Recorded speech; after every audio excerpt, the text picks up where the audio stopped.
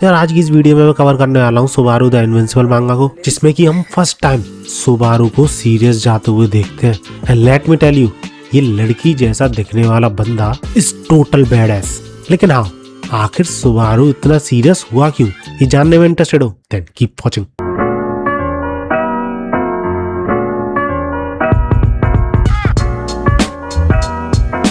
यार चैप्टर की स्टार्टिंग होती है सुबारू और उसके डैड के एक और टूर्नामेंट में एंटर करते हुए, जिस दौरान सुबारू अपने डैड से पूछता है कि तुम कोतेत्सु ताइगा के बारे में जानते हो? वो मुझसे मिला था और मुझे काफी ज्यादा स्ट्रॉन्ग लगा था।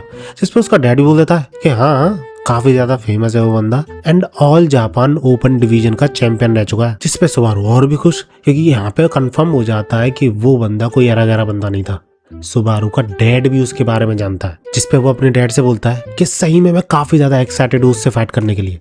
बट सुबारू का डैड उससे बोलता है, क्या मतलब? तुम्हें ये भी नहीं पता कि हम जिस टूर्नामेंट में आए हैं वहां पे वेट डिवीजन के अकॉर्डिंग मैचेस होते हैं, यानी there is no Kotetsu for you. जिस पे सुबारू सरप्राइज और वो पीछे लग जाता है अपने डैड के कि अगर वो फाइट नहीं कर रहा तो मैं भी फाइट नहीं करूंगा, मुझे नहीं पता। जिस पे उसके डैड का दिमाग खराब, क्योंकि वो ऑलरेडी साइन अप कर चुके थे, पैसे बढ़ चुके थे, तो अब टूर्नामेंट में तो हिस्सा लेना ही पड़ेगा ना। लेकिन लिटरली सुबारू 4 साल के बच्चे की तरह अपने डैड के पीछे पड़ जाता है कि नहीं नहीं, मुझे उसी से फाइट करनी है, उसी से फाइट करनी है। जिसपे पहले तो उसका डैड इरिटेटेड महसूस करता है, that he is such a big baby. लेकिन फिर वो हंसने लग जाता है, क्योंकि कुछ ऐसे ही तरीके से उसने सुबारू को ट्रेन किया था, जिससे कि वो स्ट्रॉन्ग अपोनेंट से फाइट करने में डरे नहीं बल्कि एक्साइटेड महसूस करे। जिसपे उसका डैड भी खुश होकर बोल देता है कि ठीक है, चलो इस टूर्नामेंट को तुम मुझे जीत के दिखाओ, अगली बार हम किसी भी टूर्नामेंट में जाएंगे, ओपन डिवीजन में रजिस्टर करूंगा। जिसपे सुबारू खुश और उसका डैड भी खुश। इतने में पीछे से निकायडो आता है, क्योंकि ये भी इस टूर्नामेंट में हिस्सा ले रहा था। अब जिन लोगों को नहीं पता ये कौन है तो इस वीडियो को जाके देख लो, तुम्हें पता चल जाएगा। और क्योंकि ये सुबारू से पिछली बार बहुत बुरी तरीके से आ रहा था, इसलिए उसे बहाने देता है कि पिछली बार तुमने मुझे ऑफ गार्ड पकड़ लिया। लेकिन इस बार वो ऐसा नहीं होने देगा, क्योंकि पहले तो सिर्फ वो सारे के सारे हमलों को अपने ऊपर लेता था, लेकिन अब की बार वो काउंटर मेजर के तौर पे कुछ स्पेसिफिक अटैक्स का यूज करेगा। इसलिए वो सुबारू से बोलता है कि हारने के लिए तैयार हो जाओ। जिस पे सुबारू भी बोल देता है कि हाँ ठीक है ठीक है ठीक है। इतने में पीछे से आता है ये टकला।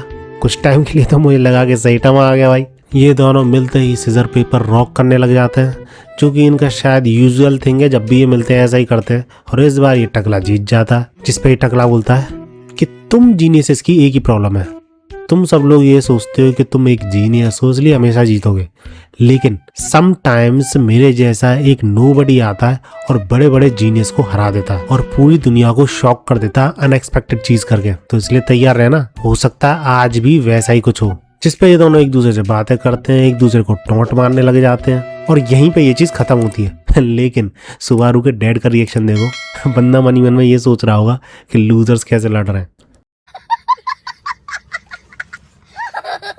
खैर इसके बाद इन दोनों का मैच शुरू होता है और ये बंदा हमेशा की तरह सारे अटैक्स को अपने ऊपर ले रहा होता है, ये सोच के कि सामने उसके सुबारू थोड़ी खड़ा है, उसे कोई दिक्कत ही नहीं होगी, कैसे भी अटैक्स उस पर पेले जाए। बट उसे ये चीज नहीं पता थी कि ये टकला किसी भी हद तक गिर सकता है इन मैचेस को जीतने के लिए, क्योंकि एक पंच जो ये टकला करता है निकायडो के गट पे, तो उसे तो ये आसानी से झेल लेता है।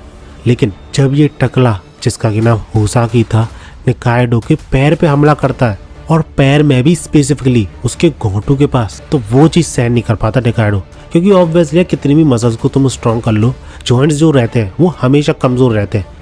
थोड़ी बहुत फोर्स के साथ भी जॉइंट्स को डैमेज करा जा सकता है। अब इस अटैक के बाद ये टकला रुकता नहीं है, लगातार अटैक करे जा रहा था, जिस वजह से निकायडो थोड़ा घबरा जाता है और पीछे जाता है और उन्हीं अटैक से बचने की कोशिश में निकायडो बाउंड्री से बाहर चला जाता है और इस मैच को हार जाता है। जिसके बाद ये टकला हंसने लग जाता है खिलखिला के और बहुत ज्यादा ताने मारने लग जाता है निकायडो को कि कैसी लगी मेरी स्ट्रेटेजी जीनियस, एक टैलेंटलेस बंदे से हार के कैसा लग रहा है तुम्हें।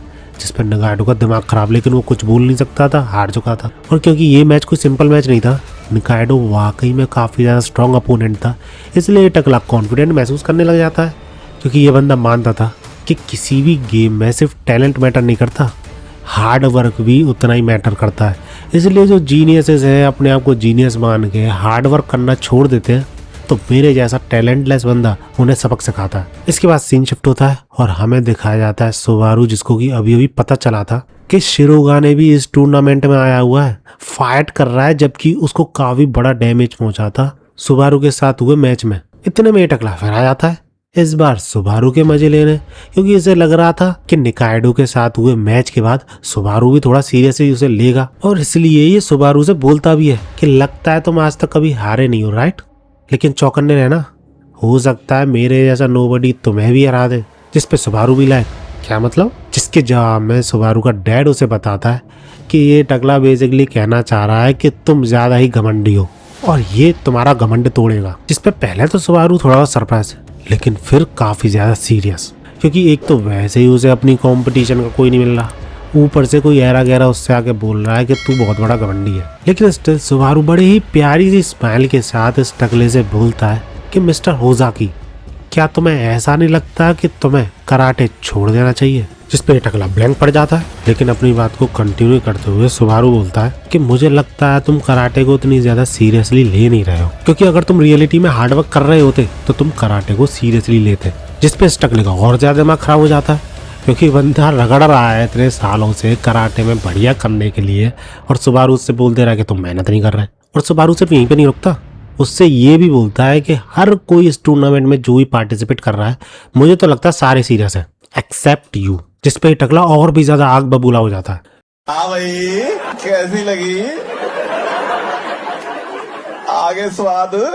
और ये दोनों ही एक दूसरे के साथ मैच करने के लिए काफी ज्यादा सीरियस हो जाते हैं। इतने में सीन चेंज होता है और हम देखते हैं कि सुबारू मिलने जाता है ताएगा से, जो कि मैच देखने आया हुआ था। इन दोनों के बीच में थोड़ी बहुत बातें चलती हैं। कोतेत्सु बोलता है सुबारू से कि तुम्हारा मैच कैसा रहा। सुबारू बोलता है कि नॉर्मल था, हमेशा की तरह जैसा होता है। लेकिन कोतेत्सु मनी मन सोच रहा होता है कि तुमने जिस अपोनेंट की बोली ना कि नॉर्मल था मैच, वो अपने आप में ही काफी ज्यादा स्ट्रॉन्ग अपोनेंट था, जिस वजह से कोतेत्सु ताएगा मनी मन सोच रहा था कि आखिर सुबारू है कितना स्ट्रॉन्ग। इसके बाद और भी ज्यादा मैचेस होते हैं इस टूर्नामेंट में, और सीन शिफ्ट होता है शिंतारो की तरफ, क्योंकि इसका अगला ओपोनेंट होने वाला था ये टकला। और हर किसी ओपोनेंट की तरह ये शिंतारो के भी मजे लेने लग जाता है कि तुम जीनियस हो, मैं हार्ड वर्क करूं, मैं तुम्हें हरा दूंगा, वही सारी बसड़। जिसपे शिंतारो जाते जाते सिर्फ एक चीज बोलता है, आखिर तू क्या बड़बड़ाया जा रहा है और तू है कौन? जिसपे ये टकला बिल्कुल चुप हो जाता है और खड़े खड़े फ्रस्ट्रेटेड महसूस कर रहा होता है। उसे समझ में नहीं आ रहा होता है कि उसका गुस्सा कहाँ निकाले वो, और जितनी नफरत वो पहले से जीनियस से करता था,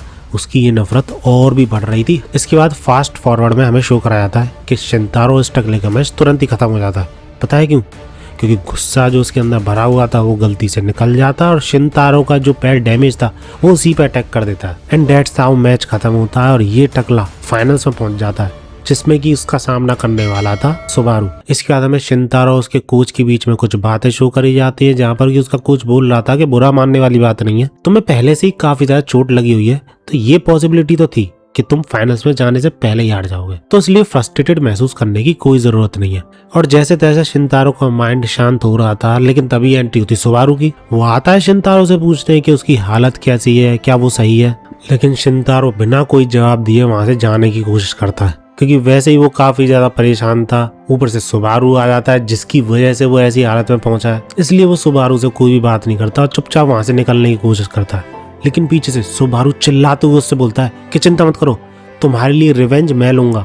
जिस पे शिंतारो पीछे मुड़ के सुबारू से बोलता है कि तुम्हें अभी भी समझ में नहीं आ रहा, मैंने इस टूर्नामेंट में हिस्सा ही इसलिए लिया था कि मैं तुमसे फाइट कर सकूं, लेकिन मेरी किस्मत देखो, मैं सेमीफाइनल्स में हार गया और तुम मेरी हार का बदला लोगे, जिससे फाइट करने के लिए ही मैं इस टूर्नामेंट में उतरा था। नहीं नहीं नहीं नहीं, इसमें तुम्हारी कोई गलती नहीं है, गलती मेरी ही है कि मैं इतना ज्यादा कमजोर हूँ।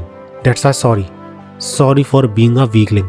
ऐसा बोलते हुए शिंतारो वहां से चल देता है, लेकिन सुबारू उसे पीछे से बोलता है, काफी सैड भी था। और इन सब चीजों का जिम्मेदार सुबारू मानने लग जाता है उस टकले को, क्योंकि सिर्फ शिंतारो नहीं चाहता था सुबारू से फाइट करना।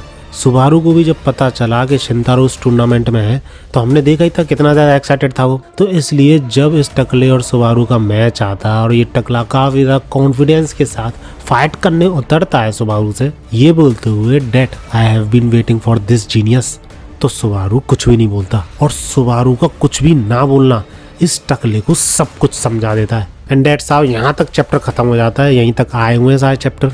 अब नेक्स्ट चैप्टर में क्या होगा ये देखने के लिए मैं तो काफी एक्साइटेड हूँ।